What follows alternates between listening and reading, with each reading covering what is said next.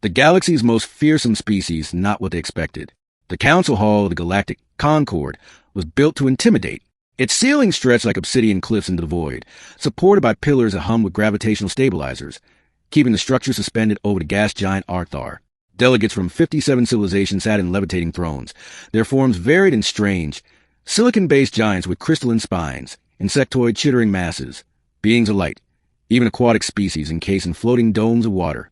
At the center hovered the Prime Adjudicator, a massive being of pure plasma, contained in a magnetized shell. Its voice rumbled across every species translation implants. Order. The matter of Soul 3, Earth, must now be settled. For centuries, whispers had rippled across the galaxy of a death world tucked away in a quiet arm of the Milky Way. Soul 3 was said to produce the most fearsome species, a predator evolved among chaos. Reports describe humans as reckless, violent, and unpredictable. They thrive where no other creature would willingly tread. Ice wastes, deserts, high mountains, disease-ridden swamps, even war zones of their own making. Most civilizations avoided such worlds. On their own planets, environments had been domesticated. Weather was controlled, predators eliminated, disease eradicated. But humans lived with all these things and grew stronger from them. Now, humanity had begun to reach beyond their star system. Their crude vessels, laughably primitive compared to galactic travel, were still enough to bring them into contact with Concord space, and fear spread faster than light. The Council's debate had dragged on for years. Some advocated annihilation, others enslavement, a few argued for diplomacy. But one truth could not be denied. Humanity terrified them. The plasma being continued. The observers have returned from their covert missions. They bring their findings on the species designated Homo sapiens. Council, prepare yourselves. The observers' reports. The first to speak was High Scholar of Roka-Zalith, a race of telepathic cephalopods. His voice dripped with unease. Counselors, I am embedded among them. Their history is a chronicle of blood. They have slaughtered one another with sticks, fire, chemicals, radiation, and now machines that blot out cities. They celebrate warriors. They immortalize killers. They build simulations of war for entertainment. They have weapons powerful enough to extinguish themselves. And still they build more. They are chaos given flesh. Murmurs rippled across the chamber. Several species curled their appendages protectively. The second report came from the insectoid Seikahar observer. Her mandibles clicked nervously. They do not merely survive environments. They seek them. They climb the tallest mountains for no reason, but to say they have. They dive into crushing depths of oceans with frail bodies wrapped only in fragile shells of metal. They fling themselves into skies, then beyond atmosphere, into void. Their bodies should not endure such punishment, yet they adapt. Every century, they break new limits of endurance. This obsession with trial is unnatural, dangerous. The aquatic delegate bubbled in agreement, their water chamber shuddering. They court death for amusement.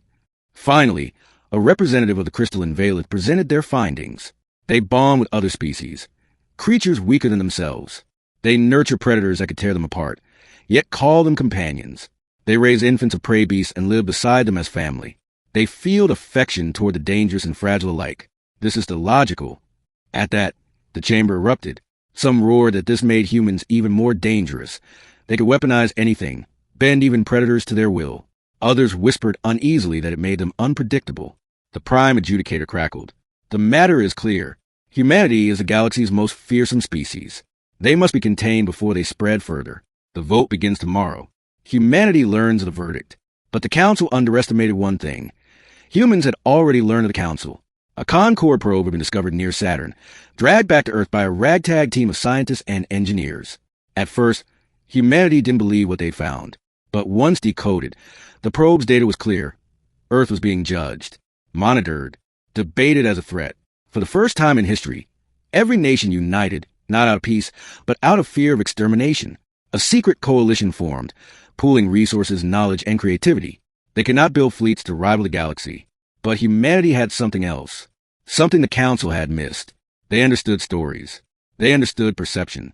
Instead of resisting, humanity chose a weapon no one expected: silence. The vote, when the Council convened the next day, tension crackled like solar flares.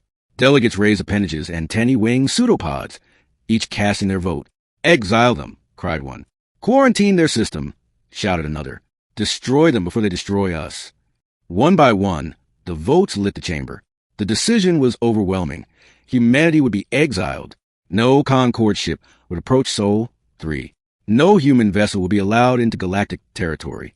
The borders around their sun would be sealed with defensive arrays. When the final tally was announced, the Prime Adjudicator's plasma flared. It is done. Humanity is cast out. But then something strange happened. The humans did not respond.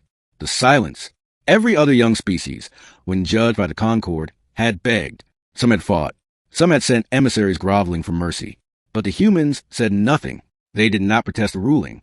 They did not broadcast messages of defiance or threats. Their signals went dark. Probes that once sent chatter across the stars fell silent. Ships that skirted near the border of Concord space pulled back and vanished. Earth retreated into silence. At first, the Council celebrated. They understand their place. The insectoid delegate chittered. They know to fear us.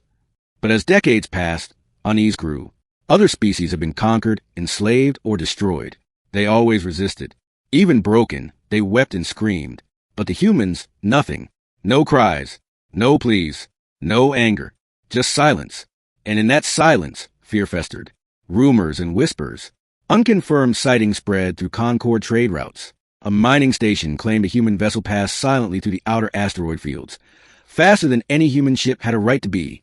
A colony world reported strange artifacts buried beneath its soil, structures of unknown design, eerily human. Whispers grew. Had humanity truly retreated, or were they preparing?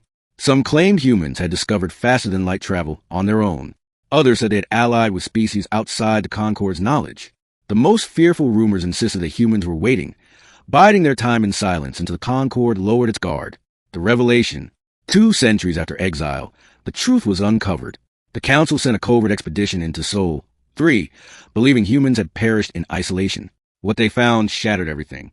Earth was empty. Cities were overgrown, nature reclaiming them. Oceans sparkled with thriving ecosystems. The skies were free of satellites. Humanity was gone, not extinct, not destroyed.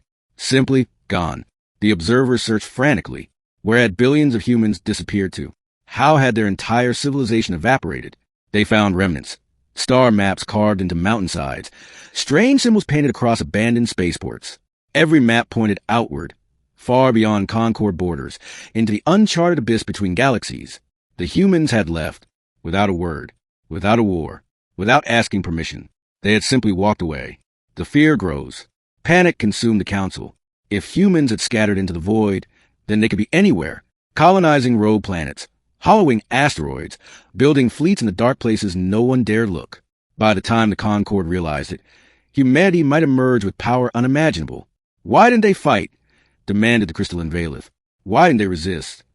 The aquatic delegate bubbled in dread. Because they didn't need to. It dawned on them all, slowly and horribly. Humanity had never seen exile as punishment. To them, the galaxy was not a prison, but a threshold, where others begged for inclusion. Humans saw no need for permission. They had left the cradle and vanished into the dark. And the most terrifying part, they had done it in silence. Centuries later, stories of humanity became legends. Alien children whispered of monsters in the dark. Merchants swore that lone human wanderers sometimes appeared on forgotten worlds, offering trade in strange technologies before disappearing again. Soldiers reported battles where unknown forces tipped the scales, their weapons eerily human. But no empire could prove it.